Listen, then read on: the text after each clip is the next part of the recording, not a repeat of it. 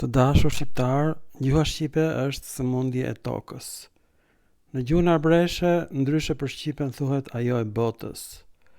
Sepse vetëm në gjuhën shqipe, emri i një zogu është bërë emri i Papafingos. Si arriti të bëhej gjë e tillë? Çka ka ndodhur?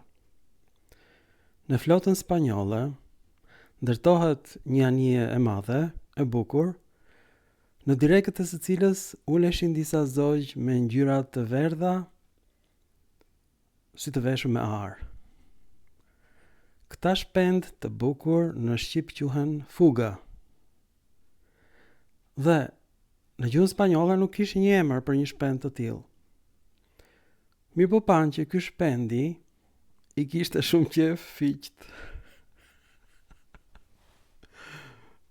Shpendi në fjalë hante nga 2 fiq me njëherë, aq shumë i donte fiqt. Zakonisht shpendet kanë sqepa dhe nuk kanë faqe, por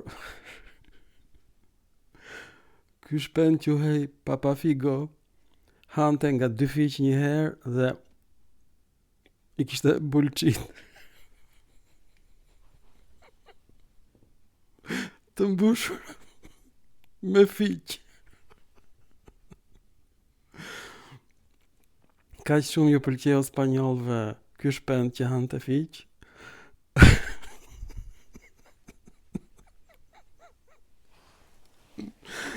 Sa që ata vendosën ta quajnë velën kryesore Papafigo, me emrin e këtij zogu, ku ulej shpendi Papafigo që hante fiq.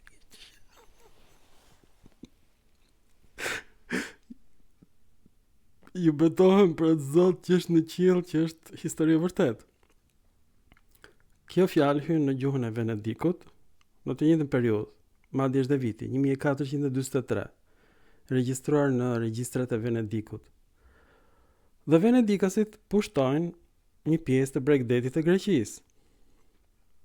Prandaj futet në gjuhën greke, Papafigos. Ky shpend i bukur, por edhe me kuptimin vela e anijes ku ulej zogu që hante fiq. Kjo fjalë futet në gjuhën e minoritarëve në himar, me kuptimin vela e mesit, vela kryesore, dhe në gjuhën shqipe merr kuptimin një vele vogël që vihet në majtë të direkut. Dhe kjo është vetëm në gjuhën shqipe. Pastaj shqiptarët e marrin këtë fjalë me kuptimin një vend i fshehur në majën më të lartë të direkut dhe e bëjnë një qoshe të fshehtë në majtë të shtëpisë, Papafingo. Dhe përdoret kjo fjalë nga arbëreshët, përdoret kjo fjalë nga shqiptarët e jugut, që janë ndikuar shumë nga greqishtja, pra gjuha toske. Prandaj vjen fjala Papafingo nga ndonjë shkrimtar gjysmë minoritar, gjysmë shqiptar, që nuk e di a është shqiptar apo minoritar akoma. Dhe kjo është origjina e fjalës Papafingo. A besoni apo jo? Por vjen nga gjuha spanjolle dhe ajo e Galicias, dialekti i Galicias, është një tokë fjalësh. Papar do të thot me ngrën dhe figo do të thot fik. Fiq, si në gjuhën shqipe. Sepse kjo fjalë ka hyrë në shqip nga latinishtja edhe në gjuhën spanjolle edhe në shqip. Pra nga një zog që ha fiq, u bë emri i një vele, pastaj marrë kuptimin e veles së vogël në majtë të direkut dhe në fund fare emri i Papafingos. Tani më thoni mua, a nuk është gjuha shqipe sëmundja e tokës?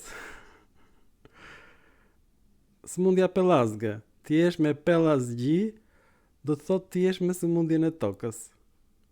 E gjetëm.